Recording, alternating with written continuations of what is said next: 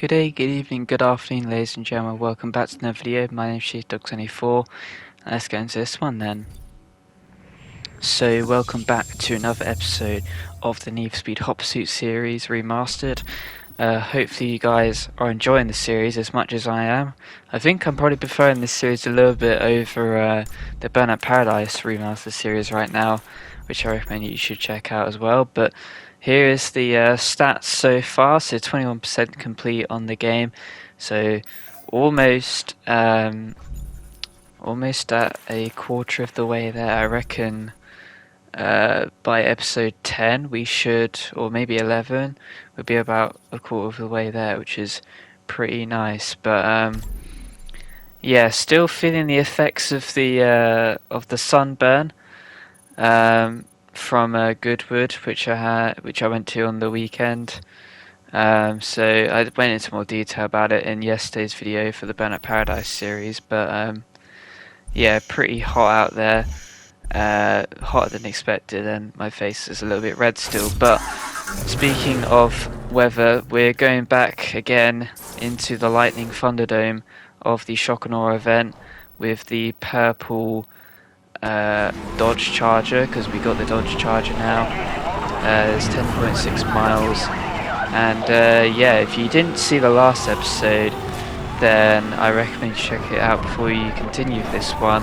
But pretty much we got second in this event, so we're looking to try and get first. I said we'd try and get revenge on this on the start of this episode, and that is exactly what we're going to do, because this episode, or this event, introduced jammers as the police car there tried to deploy a spike strip on us. Yeah, we were unable to do it. We lost it just at the line, so looking to rectify that mistake as we're getting a little bit further away from the pack, but the police officer ends up hitting into a traffic car there. We narrowly get into the gap because, to be honest, this Dodge is quite wide, but it is decently fast. And yeah, we get introduced to the Alfa Romeo police car once again, as the other fella gets in front, tries to deploy a spike strip on us, but it drifts out wide, so we avoid it. And well, I tried to take out the police officer, now we'll take him out. I was a bit surprised to see that we've only wrecked 10 cops. I felt like we've wrecked way more, but I suppose you don't really have as many events against cops on the racers side as you do races on the cops side. So, but we make a almost triple, in fact we do make a triple overtake there into that corner up to second, dodge the roadblock, and now we've just got the fella ahead. And more importantly, we've kept all of our equipment. I was about to call it ordinances. I guess it could be described as that. But equipment is the official name. We've kept all of that so far, and we're a fair ways through the event already. So good management so far. Hopefully we won't have to use it too early, because yeah, if you remember from last episode, it was a bit of a part to play in our downfall, I'd say, as we get overtaken here by the police car and a racing car as well. And there you go, that's a showcase of what the jammer can do. It's got rid of the spike strip there. You can see it's also revealed the roadblock. We did sort of do that last episode, but you didn't really get to see it. So there it is firsthand, the jammer stopping the spike strip. And speaking of being stopped, we're caught on this roadblock a bit here because everyone else crashed into it and left the Mustang in front of us, or the Shelby GT should I say, in front of us. And now we have this Jaguar trying to chase us, and he tried to EMP us, but we deploy a jammer, because jammers, again, they stop spike strips, they stop EMPs, they stop spike strips from helicopters, and they also stop they showcase roadblocks, and they of course stop comms to the police. So again, we just deploy a jammer there because we would be EMP'd again. Probably could have used a spike strip there, but don't you worry, we use every every piece of ordnance available to us, or equipment should I say. And that spike strip ended up missing both of those cops, so maybe I should have used it there actually. But we do take out a fellow racer, which gives us a bit of boost, and it allows us to glide past the rest of them. So as we turn around this corner, we're now going to deploy an EMP on this fella, and as it's about to lock on, we get a tag from behind from the Jaguar who makes us miss the EMP. So that fella really did help out his fellow cop, because I think if we got the EMP off, we'd have been able to collide into this fella and get the bust. But we have to use our fourth and final jammer on this EMP from this Jaguar. Is relentless, he keeps smashing into us. Our health is starting to get a little bit low, and we're in fourth with 1.7 miles to go, so it's not looking too good for us. And we get another EMP deploy, so we try and deploy a spike strip to stop them, but it's missed the intended target, and slow it down here, we just about avoid the EMP because we diverted off into a shortcut which the police did not in fact follow us. So 1 mile to the finish, we're up to second by taking that shortcut, and we're going to take this shortcut as well, cutting through the desert, and we are just about going to be almost neck and neck with the car behind. As we get back onto the tarmac, he's going to have the better speed, we're going to be smashed up behind him, we smash into the van. As we slow it down, the police car smashes the van and it ends up hitting the racer behind, and we end up just getting first. But that was an incredibly close finish. I had to put my controller down and take a breath there, and despite the time being longer than my first attempt where we got second, I don't really care for the time. Just as long as we got the gold, which is what we got, then I was happy. So yeah, wow, that was a very tricky race, but glad that we were able to get things done in the end. But we have the Turn the Tables Interceptor event that we are going to be doing next. So we can choose any of the highway patrol units available to us, but since we got the Dodge Charger SRT-8 on both sides of the law, we're going to be using it this time, as there is 1 helicopter, 2 spike strips, 2 roadblocks. 12 PM is the time, so let's head into it. Officer in pursuit of a red Alpha 8C Spider on East Gorge Freeway. Confirm Central, closing in on the suspect. Wait! Suspect is pulled at 180, heading the other way. Request assistance. Engaging interceptor unit. Proceed with caution. Don't really know what that van was doing there, but that was quite a funny hit. And so yeah, I forgot to mention this, but 2 minutes 30 is the distinction time, so there's a decent amount of time that is required for the distinction, or they've given us.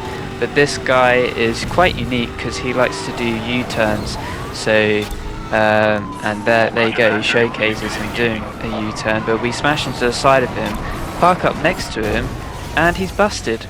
So I challenge you to try and do this event any faster, because we did it in 27 seconds. Because in case you didn't realise, you can still be busted if you just have a police car parked next to you. You don't have to just take the guy out. You can also just sit next to him if he's stuck, and there you go. That's the event done. So I was going into it thinking, oh, this could be a tricky, interesting sort of event, because this guy would do U-turns, whereas everyone else has always been going in a straight line no matter what, whereas this guy likes to flip around a bit. But it ends up being a very, very easy event. So, but we also get promoted as well, up to rank 5, which is the, as it comes in, the patrolman rank. So yep, good stuff that we're ranking up in the police department as well. But we get a new unit available as well, so we now have new types of events. This is the 3rd type of event, so the mid-tier event, as we get a preview of some of the amazing cars that we can use. There's a Countach there, I think, or is that Diablo? I can't remember. But the rapid deployment event, that is the main important thing. That is now available to us. So yeah, good stuff that we get to use some of the toys that we've been getting throughout this series, and the Corvette Z06 is one more added to that list. But now we go on to the racing side again, and we are going to be doing the duel up in the mountains. So you can either choose between the Audi TT RS or the Porsche. We only have the Audi TT RS, so that is the one we're going to choose. And it is once again stormy conditions at night at 3 AM, and because this is a duel, it's just the two of us in a 9.1 mile track, and it's the everlasting German rivalry of Audi versus Porsche. That is what we're going to be seeing, who the fastest German company is with these two cars in particular. We start off side by side, and we will gain control in a second once it's done the opening sequence. There we go. So it is Audi versus Porsche in the rain, in the thunder at 3 AM at night. And well, instantly this fella turns in too quickly around this corner as we slowed down there for us. And that was pretty much the race done and dusted there, because as soon as he made that mistake and I got into first and I had a decent gap, I literally led the entire race. I'm not actually kidding, there was no point where I made a mistake or anything. So we're just going to speed run through this, sped it up 2 times speed so we don't have to just watch me drive, and you know, half the speed of this. So yeah, it ends up being a very easy event. So I guess while we're here, we may as well try and think of some stuff to talk about. So let me think.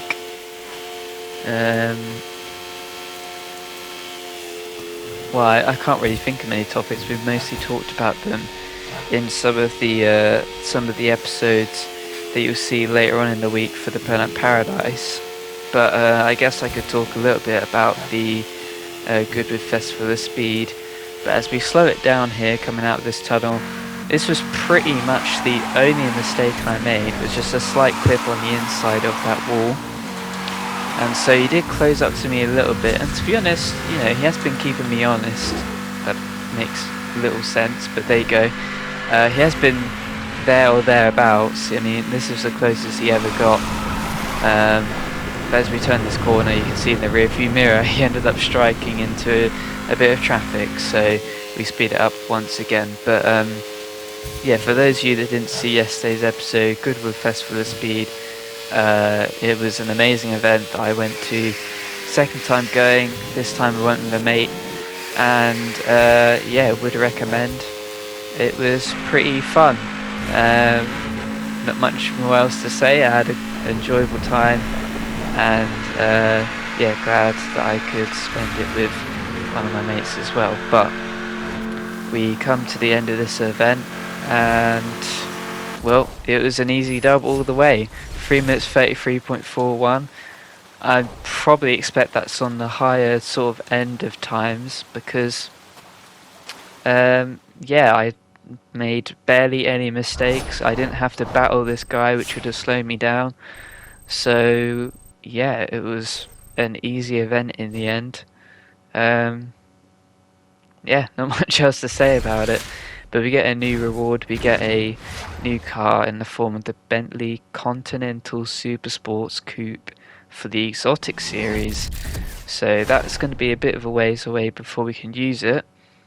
And even though I dislike Bentley, we will still use it. And so yeah, now we've got a police event coming up, the Precision Pursuit event. And again, we can use any of the highway patrol units available to us, and I end up going for the Gran Turismo S from Maserati, because, well, why not? It doesn't really matter too much at the end of the day. And again, thundery and night conditions, 2 minutes 35 the distinction time. Let's head on to the event.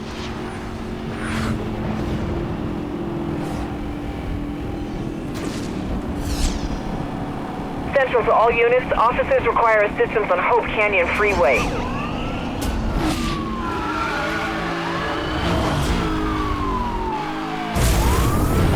This is a training exercise, but you will be evaluated as this is with a live situation.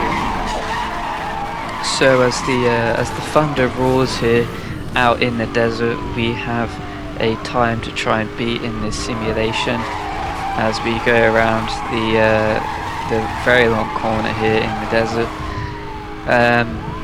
Yeah, just trying to make sure that we can get there in the time. 4.9 miles is left, and with as little penalties as possible. But we already get one, the slight inside collision on that wall. End up going a little bit on the bank and you get a collision on the exit of this shortcut. So is it worth 4 seconds? Maybe not. That was not really optimal, to be honest, for the shortcut.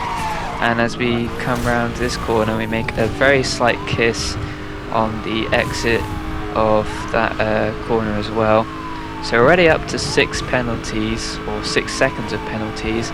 But as we slow it down here, we narrowly avoid both the box truck and the traffic car. So good driving once again from myself. Until that corner though, where I have to do a handbrake turn. And well, not the fastest way you can go around that corner, that's for sure. Ended up being quite a mistake-filled run, unlike the last event, where again we went pretty slow during that corner, because while I've been used to going it through that corner the opposite way, going in that way has been a bit of a new one from recent memory. So yeah, just trying to get used to it. I'm making excuses at this point though, fellas. But yeah, we're just coming up to 2 minutes, got 1.2 miles left of the event, and there is light traffic ahead. It looked a bit dicey going through this corner, and to avoid the traffic we did end up having to collide with the barrier a little bit there. So we're up to 8 seconds of penalties now, but with 0.2 miles and the finish in sight and a good 10 seconds on as we cross the line, we are able to get in front of this pretend pursuit subject or suspect and get the distinction time awarded to us. So again, they're pretty lenient, to be honest, in these events, but yeah, I'm more glad about that, because yeah, I don't really like doing previews and rapid responses on the police. But we do one final event, a preview, in the 911 GT3 RS, because well, for any conditions at 3 PM and gold being the time we want to get at 3 minutes, with 360,000 bounty required to unlock this car. But yeah, I did want to do one extra event, because then if we win this event and get gold, we are now balanced again, so we have 19 golds on either side of the licenses. And also, keen viewers would have realised, hang on, where's the car that he was using in the thumbnail? Well, it's now. So maybe you could have guessed that there was a 5th event that we're going to be doing in this episode. Usually we do 4, but because we skipped through most of the 3rd event, and because we were behind already, because we got silver in the last episode on that shock and awe event, I decided to do an extra one. And I was glad that I did an extra one, because these are some of my favourite roads. Rainy conditions always is quite fun, and this car is honestly quite fun as well. I think it sounds really nice too, as we get very close to the exit barrier through that corner and over through the rock formation. Slow it down again as we dive through the 2 cars there, getting 2 near misses, and continue round to the waterfall, which is an incredibly beautiful part. And unfortunately I get caught looking at the looks of the landscape, because on both of these 2 corners we smash in because we turn in a little bit too quickly, which in my defense is a little bit because I'm not used to cars being so responsive, as we also collide into a bit of traffic that time that was genuinely my fault. But again, I'm just not used to this turning. I know that most of these cars do handle quite similarly, to be honest. They do feel quite the same. Quite heavy, most of them as well.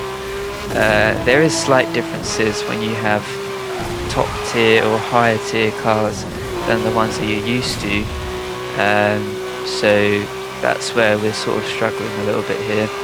But 2 minutes down, 2.5 miles to go.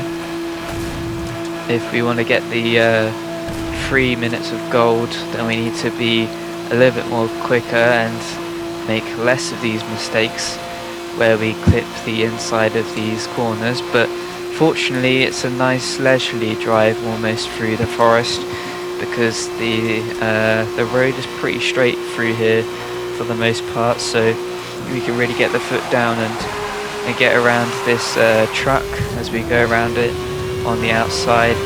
And yeah, realizing that we probably should stay to the oncoming lane as much as possible, because that is the only way really of getting boost in some of these time trial events. As we narrowly avoid both of these cars, it was a bit tricky to avoid that one as well. And in the front, I was hoping we wouldn't crash into that car, but we do. So now it's a little bit tight and close as we cross the line, but we do just about get it in a 2 minute 59.04 milliseconds. So that gets us the gold just about. A second more, a second longer, and we would have failed the event. But fortunately we were able to do it, and we just about got over the line as well for the bounty to get a new car, being the Lamborghini Gallardo LP560-4. Pretty nice that we get an extra Lambo, but I don't think we can use it just yet. But that is going to do it for today's episode, guys. So hopefully you did enjoy it. If you did, be sure to hit the like button, comment anything you enjoyed below, subscribe if you enjoy all of my content, leave me some constructive criticism. But until then, this has been Chief Doug 74. Hopefully you enjoy the rest of your day, and I'll see you guys in the next one.